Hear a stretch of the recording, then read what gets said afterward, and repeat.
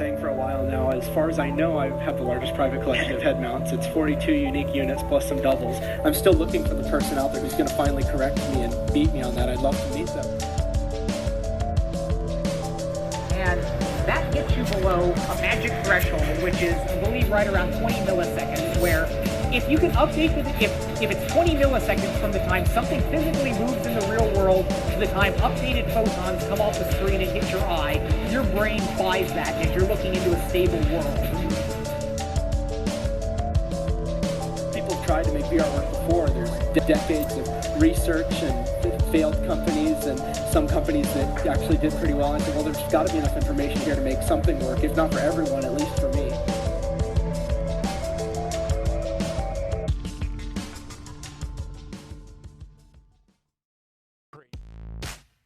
Virtual reality is one of the most compelling pieces of consumer technology in 2017. With the release of the Oculus Rift, HTC Vive and PlayStation VR last year, modern day virtual reality was finally released into the hands of the mainstream public. Although innovative, exciting and with incredible amounts of potential, virtual reality in 2017 faces numerous challenges. Costs are currently high, content is limited and wildly varying in quality, and public awareness is still in its infancy. But given enough time, patience and funding, VR technology will have a chance to grow and thrive in a changing world. A world in which it could be key in some very important roles. Virtual reality has potential to revolutionise gaming, social communication, as well as progress in various areas of business and design. But where did it all start? What happened to all the VR machines we remember from the early 90s and why weren't they a success? In this video, we'll trace the history of virtual reality from its initial conception right up to the latest wave of modern day headsets.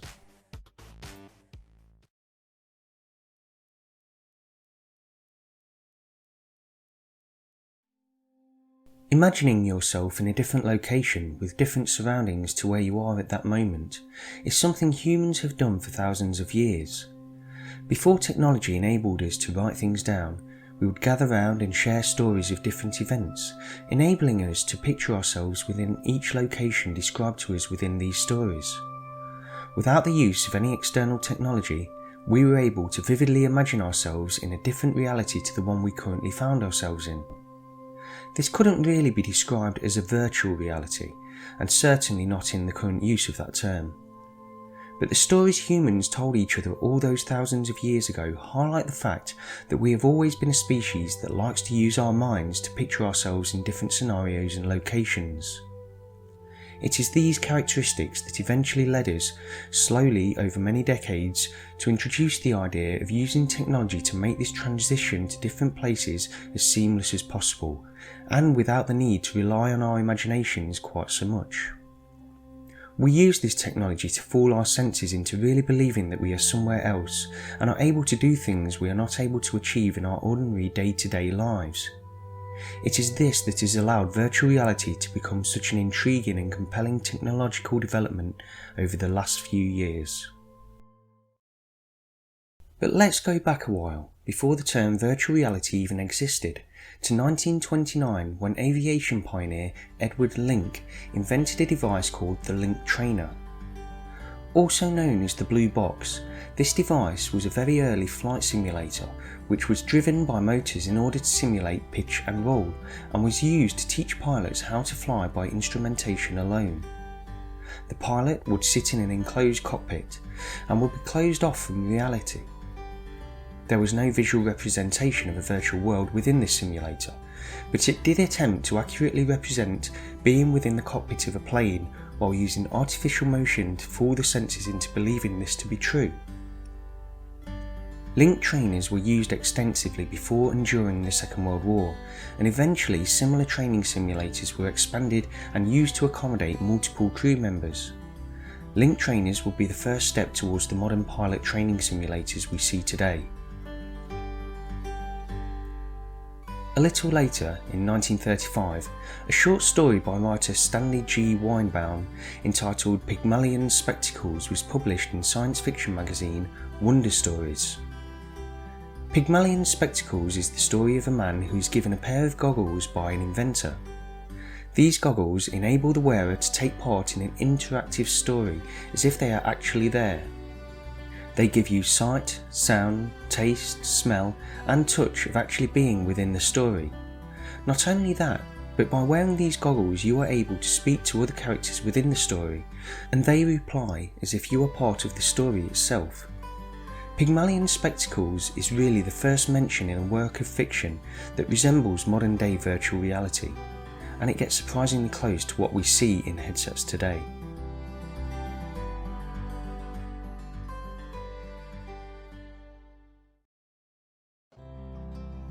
Morten Heilig is a name often brought up in discussions of early virtual reality systems, and rightfully so. He began talking about a system which would simulate all the senses to make film and movie media more immersive back in 1955 with his paper, The Cinema of the Future. In 1960 he patented an invention called the Telesphere Mask, but it was his Sensorama system that he developed into a fully working prototype. It featured a stereoscopic 3-dimensional display, stereo sound, aroma generation units, fans, as well as a moving chair. Heilig shot several films for his invention, but was unfortunately unable to gain any financial backing to begin producing the Sensorama cabinets for distribution. The prototype cabinet Heilig made still works to this day.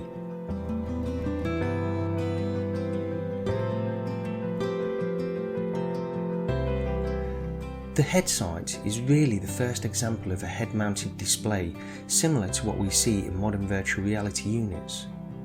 Created in 1961 by 2 employees of the Philco Corporation, HeadSight featured a single CRT display attached to a magnetic tracking system in order to determine head position.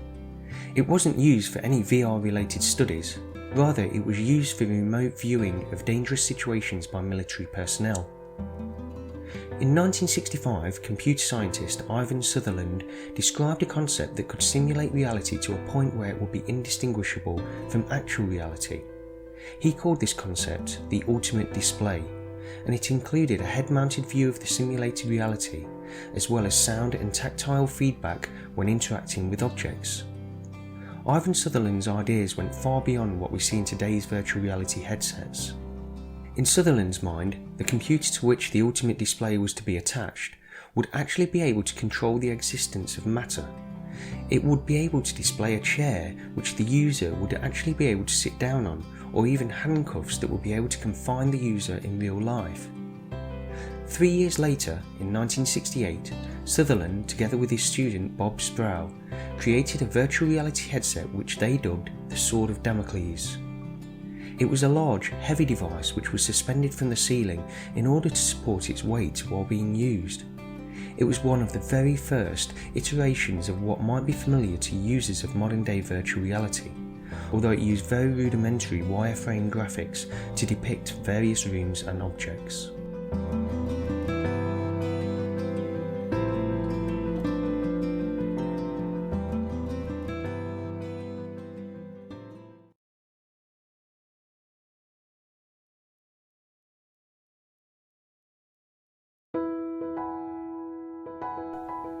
Due to increasing technological advancement, virtual reality made huge leaps in the 1980s and 90s thanks in no small part to NASA's interest in the technology. In 1985, a division of NASA developed the Virtual Environment Display System, which used a large helmet-like HMD with twin LCD displays. It boasted a 120-degree horizontal and vertical field of view and a full stereoscopic 3D view into the virtual world, which was made up of wireframe environments and models. The system also used a lightweight glove which was able to track hand and finger positions, allowing users to interact with their surroundings. In 1987, a company called the Visual Programming Lab developed a number of virtual reality related technologies, including a data glove and the iPhone. That's iPhone. VPL was the first company to commercially sell VR HMDs and tracked gloves. Most people would also attribute the founder of VPL, Jaron Lanier, with coining the term virtual reality. NASA would continue with the VR experimentation throughout the 80s, struggling in some ways to find a suitable application for the technology. However, in the early 90s, NASA transformed Building 9 of the Johnson Space Center into a dedicated space for virtual reality research and development. They called it the VR Lab. The first HMDs used by NASA at the VR Lab in 1991 used LCD displays at a resolution of 320 by 240, which was close to the lowest resolution used by PC monitors of the time. Resolution was quickly updated on these displays, and by 1994 the HMDs used a much higher resolution of 1280 by 1024. NASA would go on to develop a VR system to train astronauts to use the EVA or extravehicular activity suit used in spacewalks, and will continue to experiment and utilise VR technology throughout the 90s and right up to the present day. Around the time NASA started the VR Lab, a startup from the UK called W Industries created a company called Virtuality Group. Founded by Dr. Jonathan D. Waldern and built upon research he did during the late 80s, Virtuality developed a number of VR arcade machines, or pods. The two main types of pod marketed were either stand-up orientated or sitting cockpit-based machines. Virtuality developed the first versions of many of the aspects we see in modern day VR, 3D trackers, lower latency HMDs, and various other software-based innovations. Virtuality HMDs featured two LCD screens, each with a resolution of 276 by 372, and operated at sub 50 millisecond latency. Powering the pods were various computers which changed over time. The first versions of the pods used a Commodore Amiga 3000, but later versions used 486 and Pentium-based PC systems. Cult VR games of the time such as Dactyl Nightmare, Legend Quest and Total Destruction were only available on Virtuality VR systems, and it was these arcade machines that really introduced the mainstream public into what VR was capable of. The initial excitement surrounding VR in the early 90s wasn't lost on the movie industry, with films such as The Lawnmower Man, Virtuosity and Strange Days all capitalising on the public awareness of VR at that time. Of these, The Lawnmower Man was probably the most well known.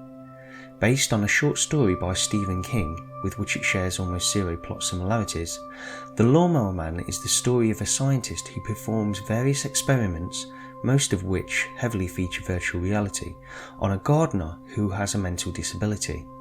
As a result of these experiments, the gardener quickly gains genius-like abilities. But it wasn't just Hollywood that was trying to take advantage of VR in the early 90s. So too were various games console and PC hardware manufacturers of the time. SEGA were one of the first to declare their interest in this new way of playing games and announced SEGA VR in 1991. Although they didn't have a working prototype ready to show off until 1993 at the Consumer Electronics Show that year.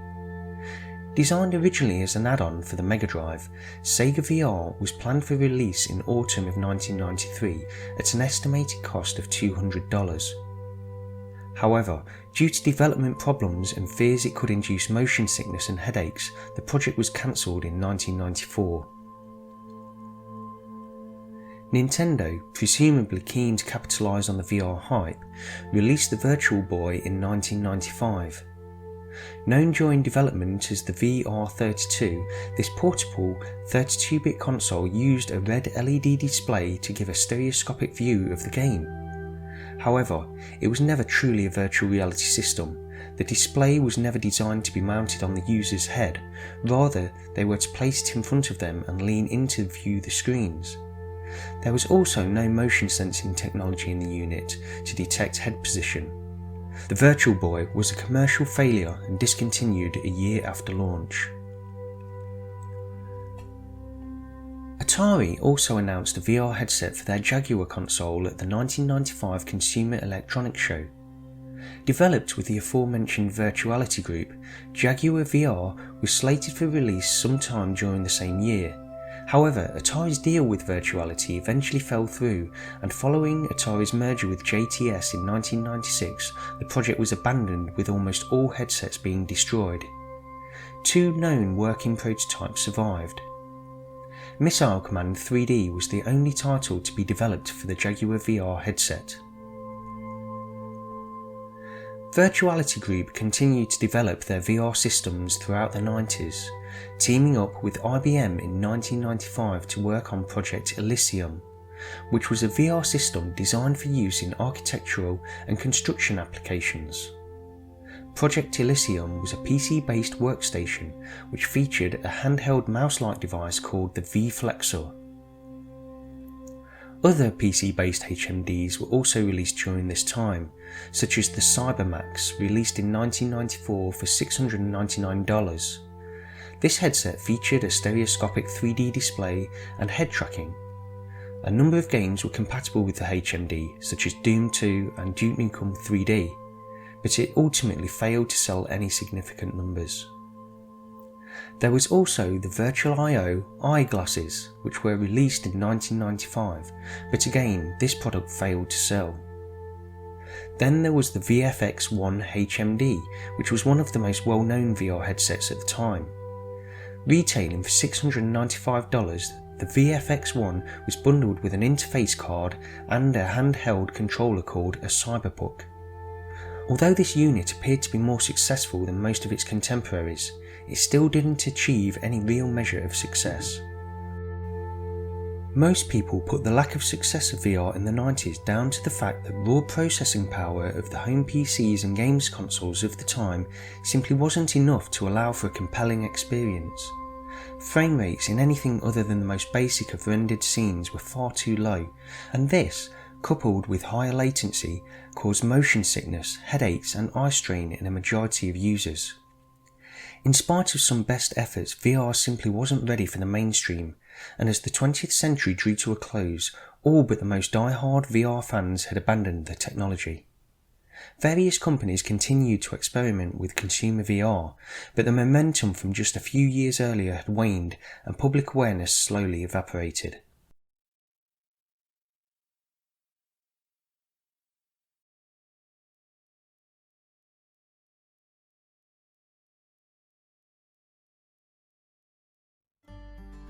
During the first part of the 21st century, virtual reality made almost no impact on consumers. Although NASA continued to use the technology, tech companies had been warned away due to VR's failure to capture the public imagination during the previous decade. Many simply regarded it as nothing more than a curiosity from the past. However, during this time other technological advancements were made.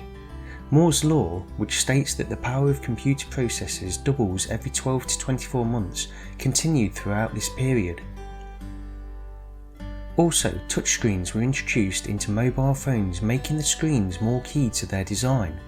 As the decade progressed, mobile phone screen technology would be pushed further and further, giving higher resolutions and faster refresh rates.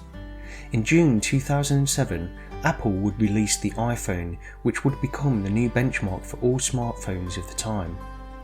As all these advancements were made, a small number of enthusiasts began to look back to the mistakes of VR 20 years before and wondered if now the time had come to try again. Palmer Luckey was in his teens when he first began to seriously turn his attention to VR. Born in 1992 in California, Luckey became fascinated by all the old VR HMDs and began to collect as many as he was able to source. He modified some of these headsets, adding in his own elements in order to improve certain aspects of their design. Over the years he would improve on these modifications and began posting on the online forums of a website called Meant to Be Seen, a certification and advocacy group for 3D stereoscopic technology.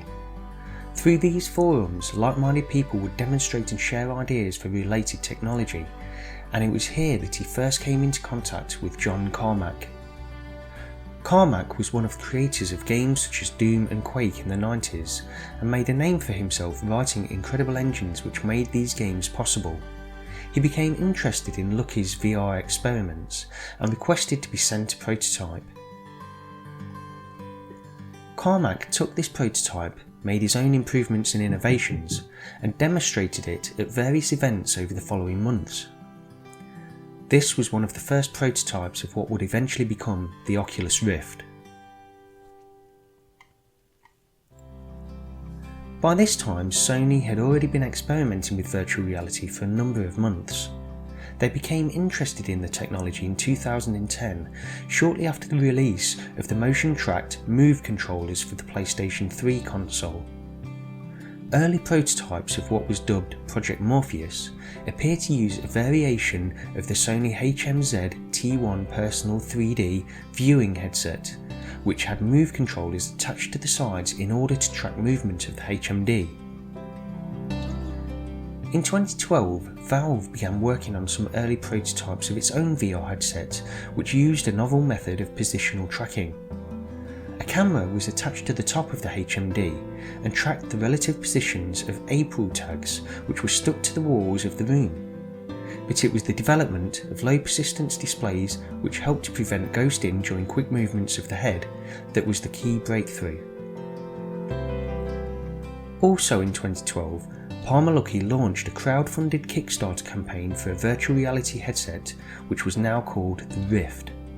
The campaign was one of the most successful at that point in Kickstarter's history, and this led to the manufacture of the Oculus Rift Development Kit 1, which featured a 7-inch screen with a resolution of 1280 by 800, as well as full head tracking. Thousands of DK1 Rifts were sent out to Kickstarter backers, and slowly over the next few years, various pieces of software would begin to materialise. Development of the Oculus Rift, Sony's Project Morpheus, and Valve's unnamed VR headset would continue throughout 2013. Valve eventually developed a new method of positional tracking around this period, fearing the impractical approach of having to stick April tags all over the walls.